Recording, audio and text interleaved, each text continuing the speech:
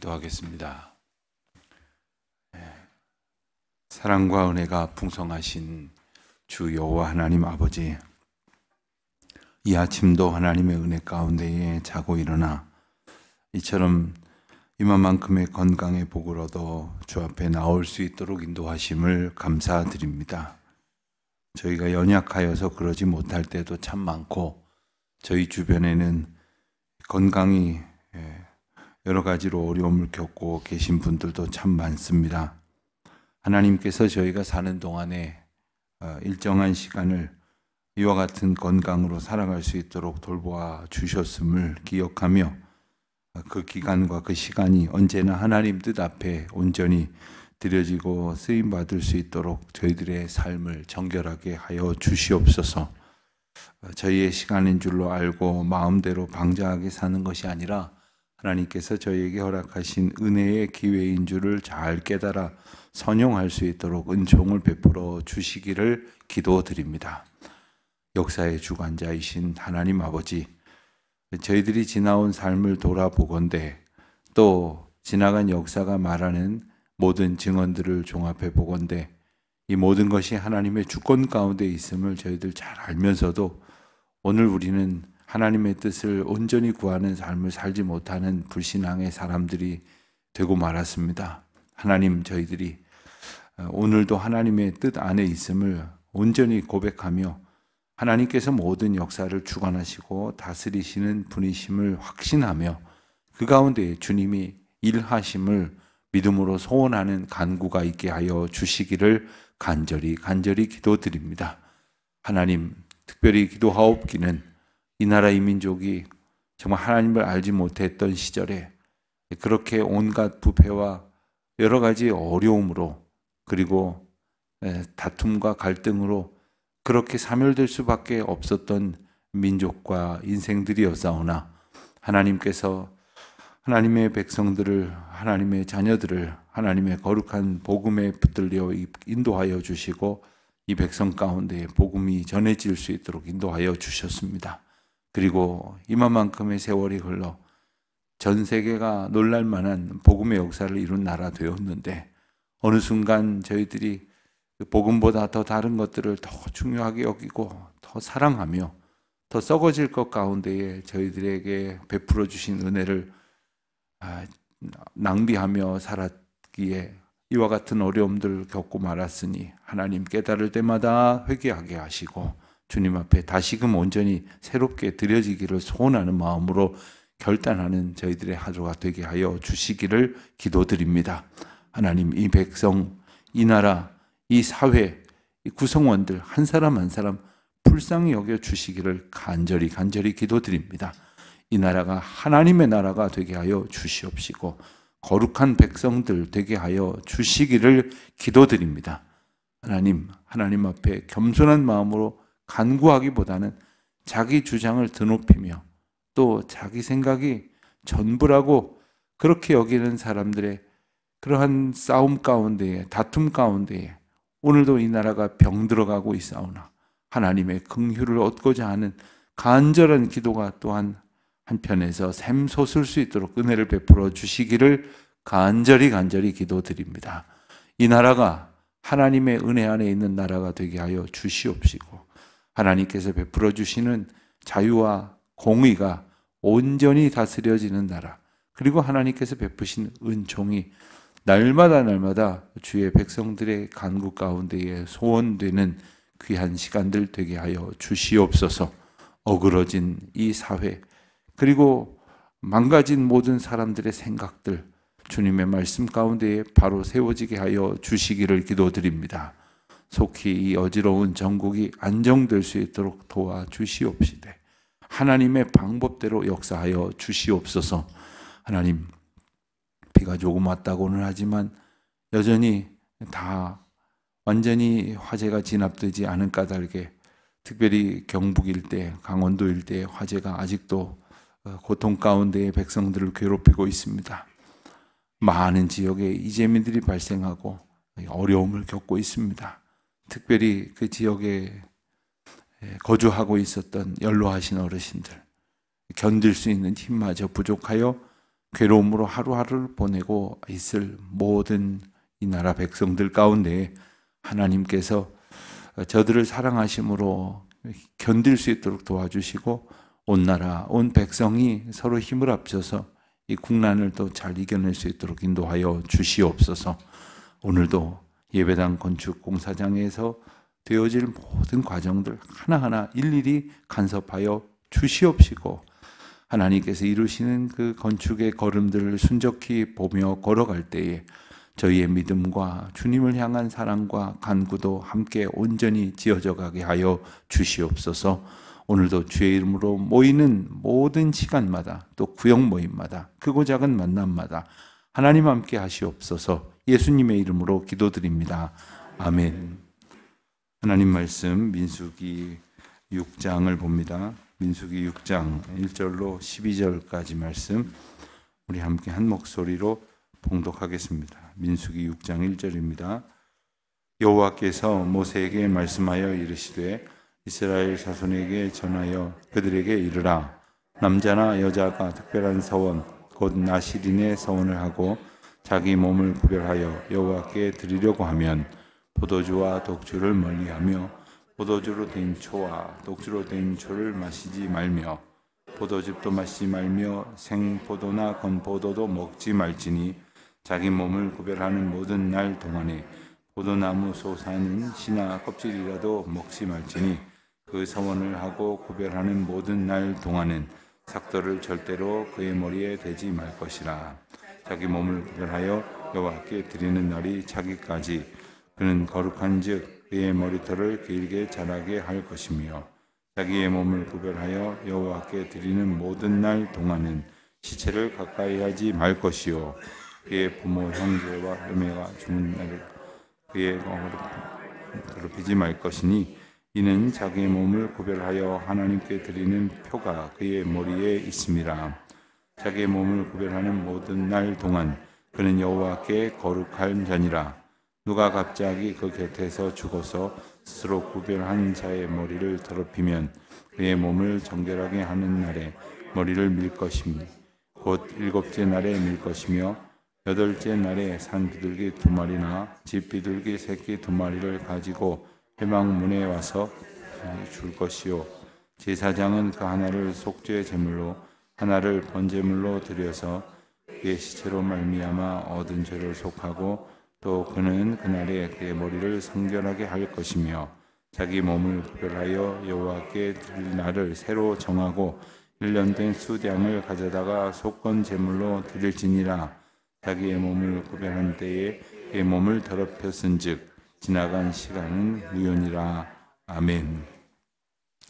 오늘 본문 말씀은 그 유명한 나실인의 서원 그리고 그에 관련한 규례가 기록된 말씀입니다. 나실인이라는 말은 우리가 성경을 읽으면서 종종 들어본 말씀이고 또 그 말뜻을 어렴풋이 알고는 있으나 우리가 일상에 사용하지 않고 있는 까닭에 그 뜻이 우리 가운데 이렇게 와닿지는 않는 그런 의미가 있기도 합니다. 나실인이라는 말은 그 나지르라고 하는 그 히브리어 원어에서 가져온 말입니다. 나지르라고 하는 말은 거룩하게 되는 혹은 구분된, 분리된 이라는 뜻인데 하나님 앞에서 거룩하게 되기 위하여 구별된 사람이다. 그런 뜻입니다. 그래서 헌신하고 성별되어서 구별된 삶을 살아가는 사람들을 일컬어서 이제 나실인이다 이렇게 말을 합니다. 그런데 2절에 보는 대로 이 나실인 규례에 조건이 있었습니다. 우선 남자나 여자가 이렇게 기록이 되어 있는데 나실인 규례의 대상은 남자도 될 수 있고 여자도 될 수 있고 심지어 종도 이제 자신을 성별하여 하나님 앞에 드리면 나실인으로 이렇게 구별된 삶을 살 수가 있었습니다. 그러니까 누구든지 하나님 앞에 자신의 삶을 거룩히 구별하여 헌신할 수 있었다 하는 겁니다. 또 하나는 이 서원은 누군가에 의해서 지목된 것이 아닙니다. 명령된 것이 아니라 자발적인 서원이라는 의미가 있습니다.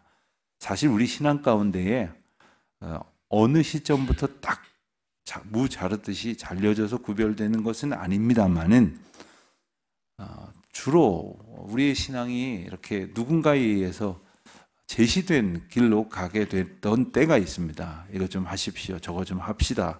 그래서 뭔가를 하고 봉사도 하고 헌신도 하고 수고를 하게 되던 시간도 있지만 어느 순간 이건 내가 하나님 앞에 헌신해야겠다. 이렇게 내가 감당해야겠다. 이렇게 하도록 내가 나의 시간과 삶을 구별하여 하나님 앞에 드려야겠다. 이렇게 마음을 먹고 그렇게 살아가는 때가 있습니다.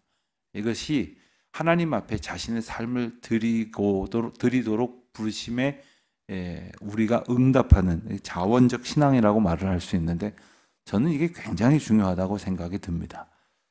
은근히 안 그럴 것 같은데 상당한 시간이 지나서도 이 자원적인 신앙의 고백을 하지 못하는 경우들이 참 많습니다. 별것 아닌데도 불구하고 누가 하라야 하게 되고 누가 하라는 소리를 하지 않으면 그냥 가만히 있어 보려고 하는 그런 태도들이 우리 신앙생활 가운데 제법 있습니다. 그러니까 하나님 앞에서 나를 인도하시고 부르시는 그 뜻에 내가 기쁜 마음으로 기꺼이 나아갈 수 있는 것, 이것이 나시린 서원의 아주 중요한 조건입니다. 자, 그리고 나면 그는 구별된 삶을 살아가야 합니다. 구별된 삶이 어떤 것인가? 세 가지를 이야기하고 있습니다. 3절과 4절에 보면 포도주와 독주를 멀리하라. 심지어 포도주나 독주로 된 초를 마시지 말며 또 포도즙도 생포도나 건포도도 먹지 말라. 심지어는 4절에 보니까 포도나무 솟아난 씨나 껍질이라도 먹지 말라 했습니다. 이 포도라고 하는 것은 당대의 이스라엘 백성들을 비롯하여 고대 근동에 사는 사람들이 즐길 수 있는 가장 대표적인 음식이었습니다. 이 포도로 즙을 내어서 혹은 포도로 초를 만들고 포도로 술을 만들어서 그것을 먹는 것이 그 가장 큰 즐거움을 대표하는 그런 음식의 어떤 상징적 의미가 있는 거죠. 그러니까 먹는 것으로 나를 위하여 즐거움을 쌓기 위하여 애쓰지 않겠다 하는 겁니다. 우리가 다 먹고 삽니다. 먹어야 삽니다. 그런데 이 먹는 것으로 나의 즐거움을 삼는데 몰두하지 않겠다는 겁니다. 우리가 때로는 누군가를 위해 나의 시간을 기꺼이 내어놓습니다. 그리고 나의 시간을 내어놓는다는 것은 그만큼의 시간 동안에 나의 생명을 나누는 겁니다. 헌신하고 수고하는 것은 나의 생명을 나눠주는 것과 같다는 겁니다. 그런데 어떤 경우에 그런 일에서 인색한 사람들이 있습니다. 그래서 내가 돈은 좀 낼게 하면서도 시간을 내놓고 삶을 내놓고 그 헌신의 과정 가운데 나를 온전히 내어놓으려고 하지 않는 이들이 있습니다. 왜 그럴까요? 내 시간은 중요하다고 생각하기 때문입니다. 내 시간을 나를 위해서 쓰려고 하기 때문입니다. 그러나 기꺼이 시간을 내어놓을 수 있는 것이 사실 나시린 서원의 기본적인 아주 원칙이기도 하고 우리가 신앙생활 하는 데 있어서도 마찬가지이죠.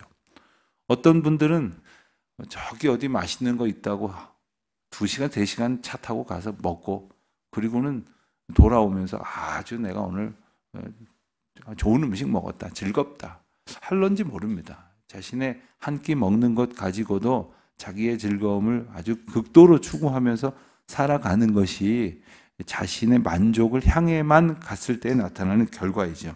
그렇게 살지 않겠다고 다짐을 하는 겁니다.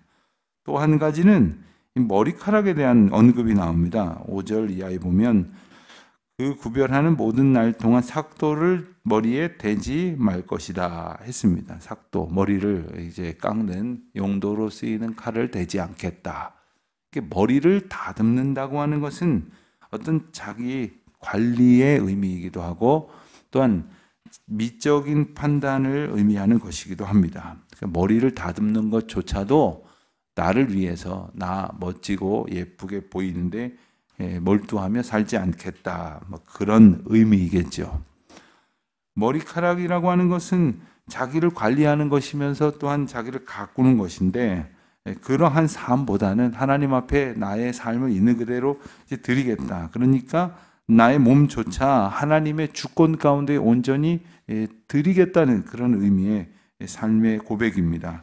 전인격적인 나의 몸과 마음과 영혼을 다 하나님 앞에 맡겨 드리겠다 하는 겁니다. 삼손의 이야기를 아실 겁니다. 삼손이 머리털이 길게 자라고 그 머리털이 힘의 근원이 되었는데, 그가 머리를 깎지 않았던 것은 그게 그 사람의 멋이어서가 아닙니다. 나시린으로 구별되어 살려고 했기에 머리를 깎지 않았는데, 그게 오히려 그에게 힘의 근원이 되었던 거죠. 그 이야기는 나중에 언제 한번 보기로 하고요. 그리고 세 번째 나시린의 조건은 시체를 가까이 하지 말아야 한다는 겁니다. 6절 이하에 보면 그 얘기가 나오는데, 심지어 부모, 형제, 자매가 죽은 때라도 그로 말미암아 몸을 더럽히지 말 것이다.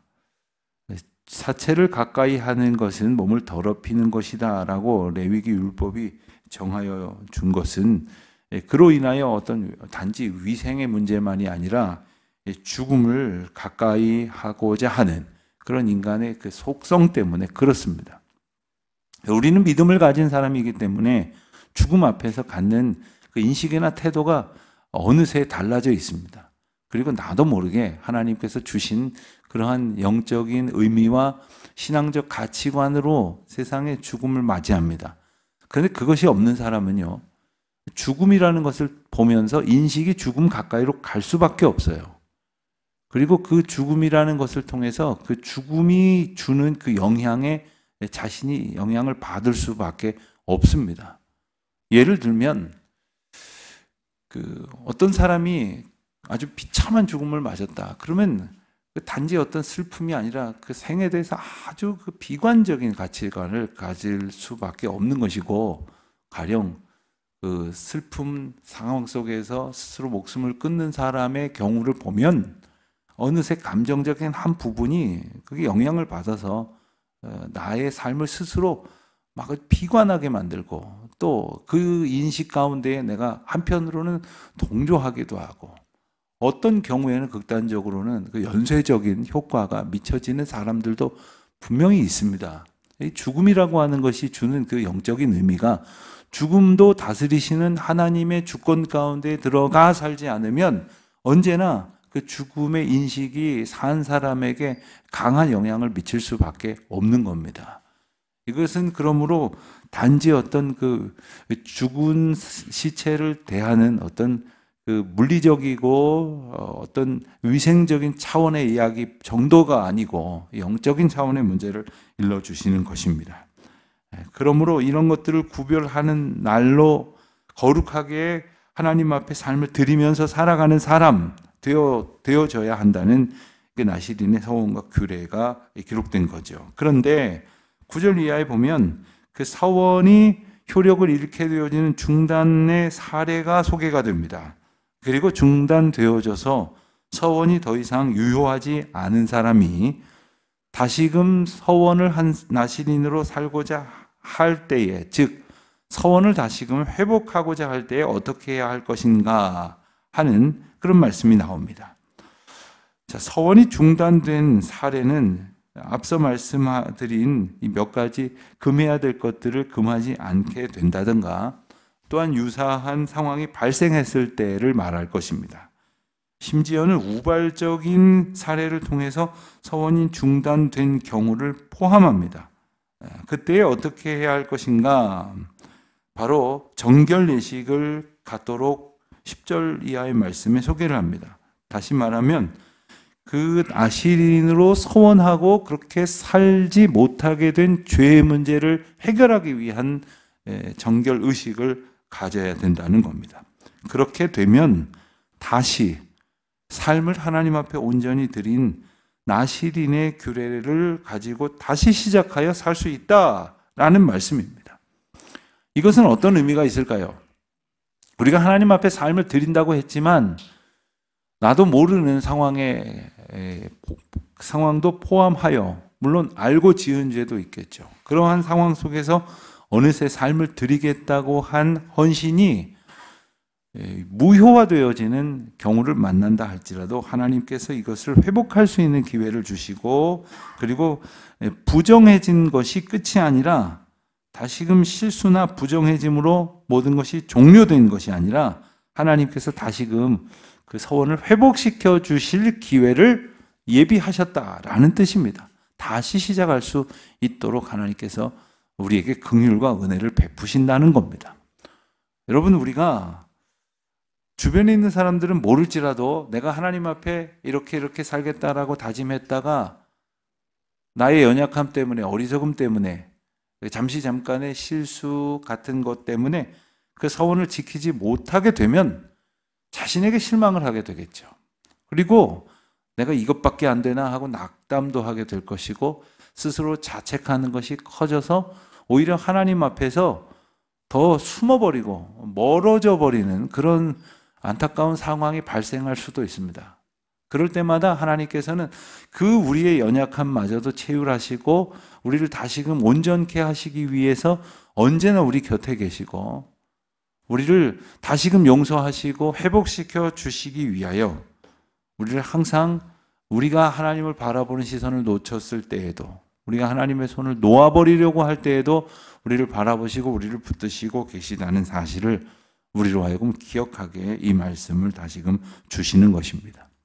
비록 오랜 세월 동안 하나님 앞에 드려진 삶이 정결하지 못한 행동이나 서원을 지키지 못한, 규례를 지키지 못한 것으로 인하여 다 무효가 되는 것이 현실이라 할지라도 하나님께서 다시금 그의 몸을 거룩하게 구별하여 주시고, 그리고 다시금 하나님께서 인도하시는 삶으로 이끌어 주신다는 그 귀한 약속을 우리가 다시금 오늘 말씀을 통해서 보는 것입니다.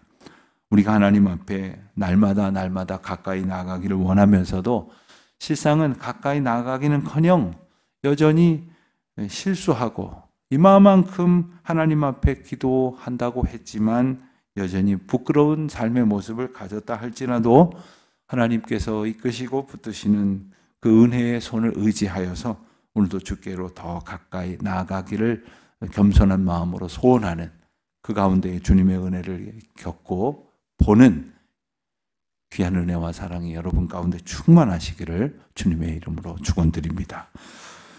하나님 아버지, 저희의 연약함을 주님 아십니다. 저희에게 긍휼을 베풀어 주시옵시고 어찌하든지 주님의 뜻 가운데 합당하게 살고자 소원하는 저희들의 다짐을 성령 하나님 저희들을 붙들어 주시는 은혜 가운데 지켜주시고, 그리고 언제나 하나님의 인도하심 앞에 날마다 새로워지는 기쁨으로 충만케 하옵소서. 예수님의 이름으로 기도드립니다. 아멘.